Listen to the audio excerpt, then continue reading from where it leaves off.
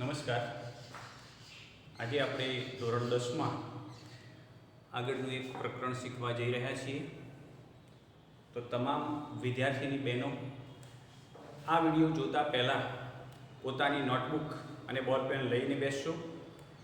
શરૂઆત કરીશું એક સુંદર મજાના ઉદાહરણથી. રીના નામની એક છોકરી નોકરી માટે અરજી કરી અને અરજીમાં એવું કહ્યું કે ભાઈ તારો પગાર પ્રથમ વર્ષે 8,000 રૂપિયા, પ્રથમ વર્ષે 8,000 રૂપિયા પગાર અને દર વર્ષે પગારમાં 500 રૂપિયાનો વધારો થશે. તો અહીંયા આપણે જોઈશું કે એનો માસિક પગાર, એનો જે પગાર છે એ પ્રથમ મહિને 8,000 રૂપિયા, બીજા મહિને 500 રૂપિયાનો વધારો થશે એટલે 8,500, ત્રીજા મહિને 9,000, એમ કરીને દર મહિને 500 રૂપિયાનો વધારો થાય છે. તો મેં અહીંયા જે એનો પગાર છે એની અહીંયા સંખ્યાઓ અહીંયા લખી છે. બીજું એક ઉદાહરણ જોઈએ.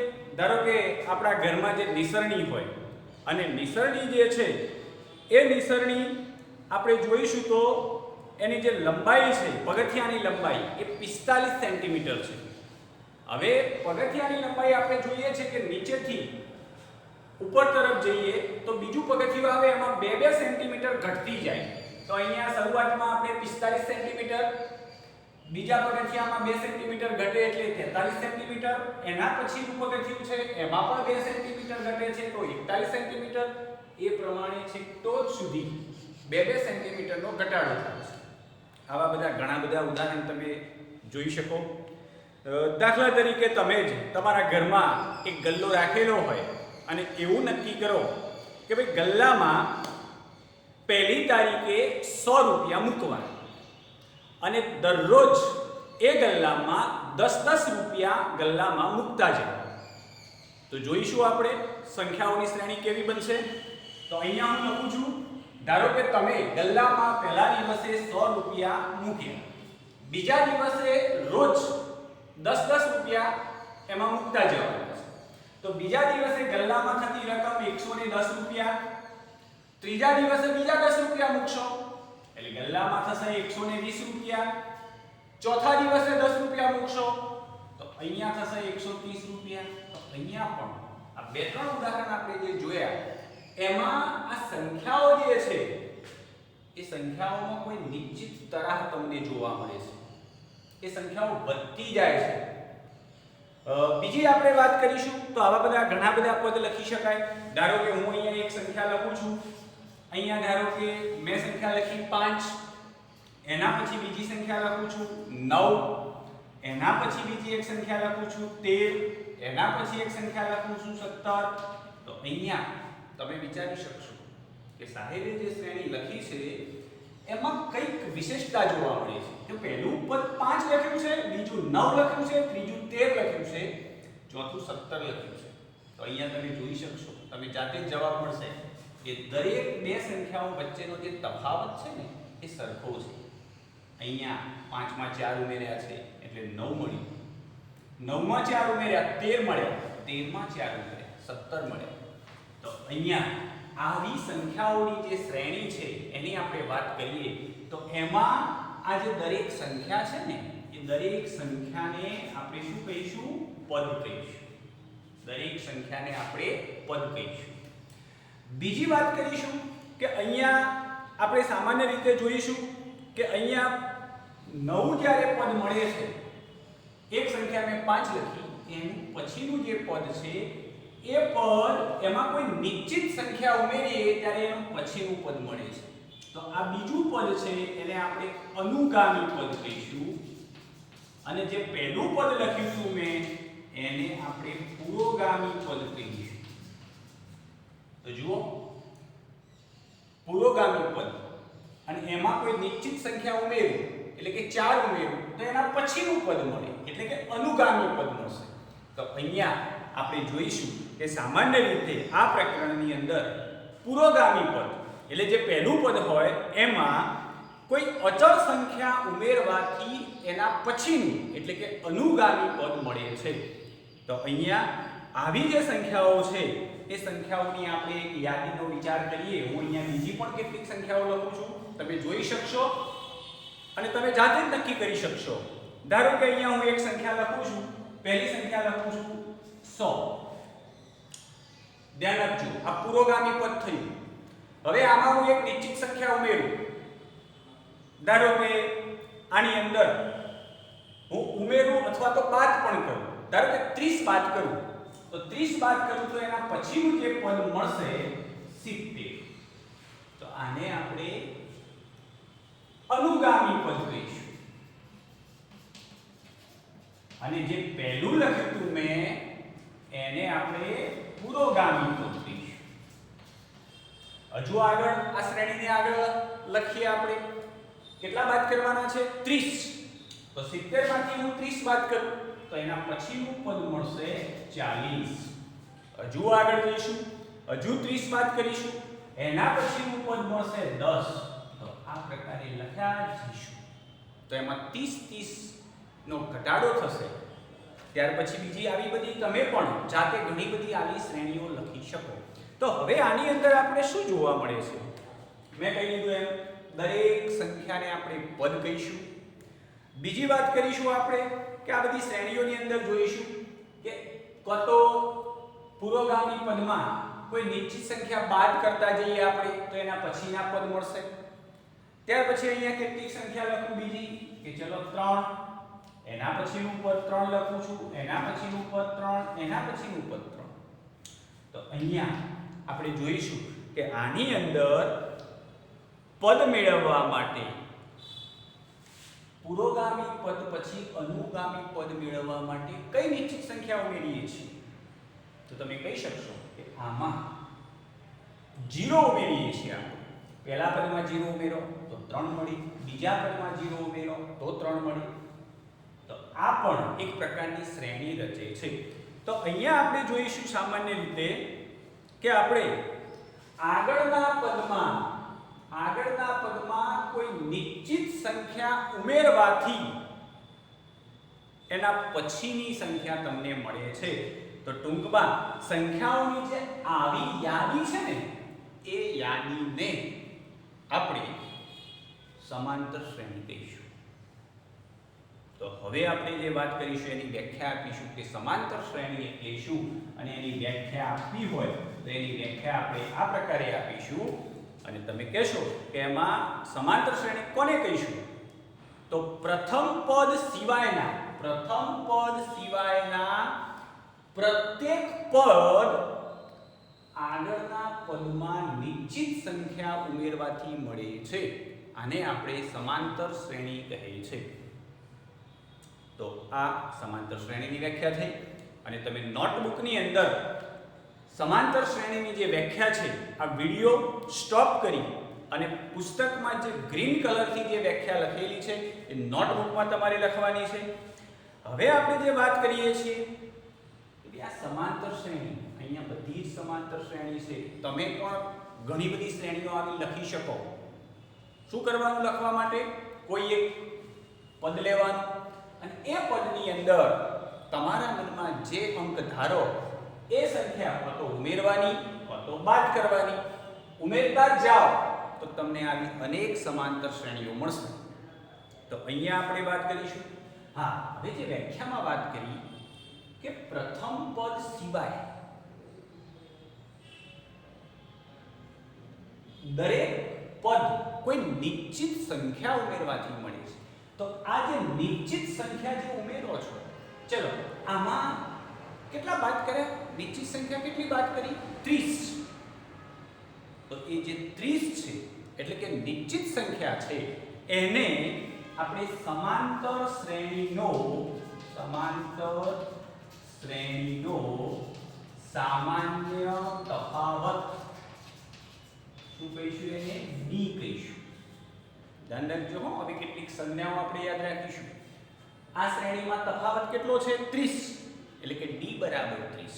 તો એવી જ રીતે પેલી શરૂઆતમાં આપણે વાત કરી હતી ઉદાહરણમાં કે જે પહેલો જ પ્રથમ પદ છે 8000 એના પછીનું જે પદ છે 8500, એના પછીનું પદ છે 9000. તો આમાં તમે જાતે વિચારો કે પેલો સામાન્ય તફાવત d કેટલો થશે? તો જવાબ મળશે 500. આમાં સામાન્ય તફાવત કેટલો થશે? જુઓ, પ્રથમ પદ 100 છે, એના પછીનું 110, તો સામાન્ય તફાવત કેટલો થશે? 10. તો અહીંયા આપણે આ બધી શ્રેણીઓની અંદર એક તો તમને સામાન્ય તફાવત d શોધતા આવડવું જોઈએ.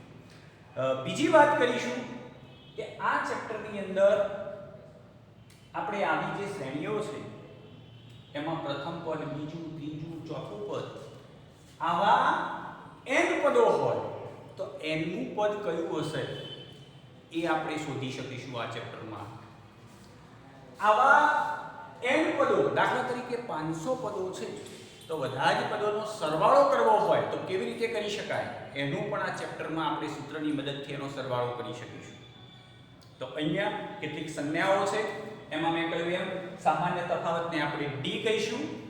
ત્યાર પછી સમાંતર શ્રેણીમાં જે પહેલું પદ છે તો પ્રથમ પદ એને નામ આપીશું, પ્રથમ પદને શું કહીશું? a1. બીજું પદ છે, બીજું પદ એને કહીશું આપણે a2. ત્રીજું પદ એને કહીશું આપણે a3. ચલો, મારે સામાન્ય તફાવત મેળવવો છે b. તો સામાન્ય તફાવત b મેળવવો હોય તો શું કરીશું આપણે? આ દરેકની અંદર તમે જોઈ શકો છો શામાંથી શું બાદ કરીશું? ધારો કે બીજા પદમાંથી પહેલું પદ બાદ કરો, 9 માંથી 5 જાય તો 4 આવે. ત્રીજા પદમાંથી બીજું પદ બાદ કરો તો 4 આવે. તો સામાન્ય તફાવત શોધવા માટે શું કરીશું આપણે? d બરાબર બીજા પદમાંથી પ્રથમ પદ બાદ કરીશું, અથવા ત્રીજા પદમાંથી બીજું પદ બાદ કરીશું, અથવા ચોથા પદમાંથી a4 a3 કરીશું. તો તમને મળશે સામાન્ય તફાવત d. તો આપણે ખાસ યાદ રાખીશું કે અહીંયા આપણે સામાન્ય તફાવત જો શોધવો હોય તો d બરાબર a2 a1 બરાબર a3 a2 બરાબર a4 a3. જો સમાન આવે તો આપણે કહીશું કે આ સંખ્યાઓની શ્રેણી એ સમાંતર શ્રેણી છે. અને જો સામાન્ય તફાવત d સમાન આવે નહીં તો આપણે કહીશું કે સમાંતર શ્રેણી બનતી નથી. તો હવે આપણે વાત કરીશું એનું જે પ્રથમ પદ છે એ પ્રથમ પદ એને આપણે a1 પણ કહીશું, અથવા તો પ્રથમ પદને શું કહીશું? આપણે a કહીશું. અને પ્રથમ પદ a અને સામાન્ય તફાવત d, એ સામાન્ય તફાવતને d લઈએ તો પ્રથમ પદ સામાન્ય તફાવત બરાબર d. હું તમને કહી દઉં કે ભાઈ તમને એક પ્રથમ પદ આપું છું. ધારો કે પ્રથમ પદ અહીંયા ધારો કે તમને મેં 4 લખાવ્યું, પ્રથમ પદ 4 એ બરાબર 4. હવે બાકીના પદો મેળવવા છે, બીજું, ત્રીજું, ચોથું. તો શું કરવાનું? આપણે જે સામાન્ય તફાવત જે છે એ સામાન્ય તફાવત ઉમેરતા જઈશું. તો ચલો, આની અંદર સામાન્ય તફાવત ધારો કે આપણે 5 રાખવું છે તો ચલો 4 માં 5 ઉમેરો તો બીજું પદ કેટલું મળશે? 9. તો અહીંયા હું લખું છું કે ચલો પ્રથમ પદ શોધવું હોય તો પ્રથમ પદને આપણે a કહીશું, પછી બીજું પદ શોધવું હોય તો શું કર્યું આપણે? આ પ્રથમ પદ જે હતું એમાં શું ઉમેર્યું? સામાન્ય તફાવત d ઉમેર્યું, એટલે કે અહીંયા લખીશું a + d. ચલો, ત્રીજું પદ શોધવું છે મારે, ત્રીજું પદ શોધવું છે તો શું કરવાનું? પહેલા પદમાં સામાન્ય તફાવત કેટલો હતો? અહીંયા 5 હતો, તો એનો ડબલ એટલે કે 2d ઉમેરીશું. એ જ પ્રકારે ચોથું પદ મારે શોધવું છે તો પહેલા પદની અંદર કેટલા d ઉમેરીશું? 3d, તો a + 3d. તો હવે ધ્યાન રાખો, કેટલાક એવા એક્ઝામ્પલ આવશે કે જેમાં તમને પ્રથમ પદ આપ્યું હોય, સામાન્ય તફાવત આપ્યો હોય અને કહ્યું હોય કે ભાઈ સમાંતર શ્રેણી લખો, તો તમારે શું કરવાનું? પ્રથમ પદ આપેલું હશે, પ્રથમ પદ a, બીજું પદ બરાબર સૂત્ર લખીશું a + d, ત્રીજું પદ a + 2d, ચોથું પદ a + 3d. તો આ પ્રકારે આપણે આખી સમાંતર શ્રેણી લખી શકીશું અને આ જે મેં લખ્યું છે એ a + d, a + 2d, a + 3d, તો આ એક સમાંતર શ્રેણીનું વ્યાપક સ્વરૂપ છે. હવે અહીંયા આપણે શ્રેણીઓ બધી મેં ઘણી બધી લખી છે. આ જુઓ 1 2 3 4 5 6 અહીંયા ઘણી બધી શ્રેણીઓ લખી છે. તો એમાં હું જોઈશું કે સામાન્ય રીતે આ બધી સમાંતર શ્રેણીઓ જે લખી છે એ અનંત સુધી છે. આ સમાંતર શ્રેણી 8000 8500 9000 9500 ક્યાં સુધી છે પદ? અનંત સુધી. તો આવી સમાંતર જે શ્રેણી છે એને આપણે અનંત સમાંતર શ્રેણી કહેવામાં આવે છે. જ્યારે કેટલીક શ્રેણીઓ એવી છે કે એના પદોની સંખ્યા નિશ્ચિત છે. ધારો કે હું એક શ્રેણી લખું છું અહીંયા, આપણે આની જ વાત કરીએ તો 4 9 9 પછી અહીંયા સામાન્ય તફાવત આપણે લીધો તો 5, એટલે એના પછી આવશે 14 અને એના પછી આવશે 19. અહીંયા આ પદ અટકી જાય, છેલ્લું પદ છે. તો આવી જે શ્રેણી છે એ શ્રેણીને આપણે શાંત સમાંતર શ્રેણી કહીશું. અને અહીંયા જે મેં લખી છે કે પહેલું પદ 100, એના પછી 70 40 10, અહીંયા પાછળ એનું છેલ્લું પદ આપણને મળતું નથી. તો આવી જે શ્રેણી છે એને આપણે અનંત સમાંતર શ્રેણી કહીએ છે. તો વિદ્યાર્થીની બહેનો, ટૂંકમાં આપણે આ ચેપ્ટરની અંદર આવી સમાંતર શ્રેણીઓ એનો સ્વાધ્યાય શીખીએ પહેલા એક તો પહેલા તમારે પ્રથમ પદ જેને આપણે a કહીશું, બીજું પદ શોધવું હોય તો a + d, ત્રીજું પદ, ચોથું પદ, આ પ્રમાણે આપણે દરેક પદ શોધી શકીશું. ત્યાર પછી બીજું એ નક્કી કરવાનું છે કે સમાંતર શ્રેણી છે કે નહીં. તો એ માટે શું કરવું પડશે? તમારે સામાન્ય તફાવત શોધવો પડશે. અને જો સામાન્ય તફાવત સમાન આવે તો કહીશું સમાંતર શ્રેણી બને છે, અને જો સમાન ન આવે તો સમાંતર શ્રેણી બનતી નથી. તો અહીંયા આપણે જોઈશું કે સામાન્ય રીતે આપણે જોઈએ કે સમાંતર શ્રેણી જે છે એમાં બે ક્રમિક પદો પાસેના જે પદો છે એનો સામાન્ય તફાવત સમાન હોવો જોઈએ. અહીંયા ધારો કે હવે હું એક નવી શ્રેણી લખું છું અને એ શ્રેણીમાં આપણે જોઈશું કે ધારો કે દાખલા તરીકે અહીંયા એક સમાંતર શ્રેણી લખીએ આપણે. ધારો કે પહેલું પદ 5 છે, બીજું 9 છે, ત્રીજું 11 છે, 14 છે. ધ્યાન આપો. ચલો આમાં પ્રથમ પદ કેટલું? તો પ્રથમ પદ એટલે કે આપણે એને a અથવા તો a1 પણ કહીશું, 5. ચલો મારે સામાન્ય તફાવત શોધવો છે. સામાન્ય તફાવત d શું કરીશું આપણે? a2. આ a2 કહીશું, આ પ્રથમ પદને a1 કહીશું, આ a3 a4. ચલો પ્રથમ પદ જે છે a1 અથવા તો a, સામાન્ય તફાવત શોધવો હોય તો બીજા પદમાંથી પહેલું પદ બાદ કરીશું. a2 - a1. જોઈએ અહીંયા 9 - 5 4. ત્યારબાદ ત્રીજા પદમાંથી બીજું પદ બાદ કરીશું. a3 - a2. 11 - 9 એટલે 2 આવ્યા. પછીનો સામાન્ય તફાવત ચોથા પદમાંથી ત્રીજું બાદ કરીશું એટલે કે 14 - 11 3. જો અહીંયા સામાન્ય તફાવત સમાન નથી, માટે આ શ્રેણી સમાંતર શ્રેણી રચતી નથી. તો આ પ્રકારે આપણે અહીંયા સ્વાધ્યાય 5.1 શરૂ કરીએ પહેલા આ જે પદ છે, આ જે આપણે અહીંયા એના પદોની જે ઓળખ મેળવી કે ભાઈ પ્રથમ પદ છે એને આપણે a કહીશું, બીજું પદ, ત્રીજું પદ, ચોથું પદ કેવી રીતે શોધી શકાય. ત્યાર પછી આપણે જોઈશું કે કુલ પદો છે એમાં છેલ્લું પદ જે છે, આ શ્રેણી જે છે એનું છેલ્લું પદ છે એને આપણે n કહીશું, અને પદો જે છે કુલ પદો એ પદોની સંખ્યા છે એને આપણે શું કહીશું? n કહીશું. તો યાદ રાખો કે આના સંદર્ભમાં સમાંતર શ્રેણીના સંદર્ભમાં કેટલીક સંજ્ઞાઓ છે એને આપણે યાદ કરીશું. d a1 a2 a3 a4. ત્યાર પછી એનું જે છેલ્લું પદ છે એને આપણે an કહીશું અને શ્રેણીમાં રહેલા જે કુલ પદો છે, દાખલા તરીકે આ શ્રેણીમાં 70 પદો છે તો એ કુલ પદો છે એને આપણે શું કહીશું? n વડે દર્શાવીશું. તો આટલું શીખ્યા પછી હવે પછીનો જે ભાગ છે એમાં આપણે સ્વાધ્યાય 5.1 થી શરૂઆત કરીશું. ધન્યવાદ.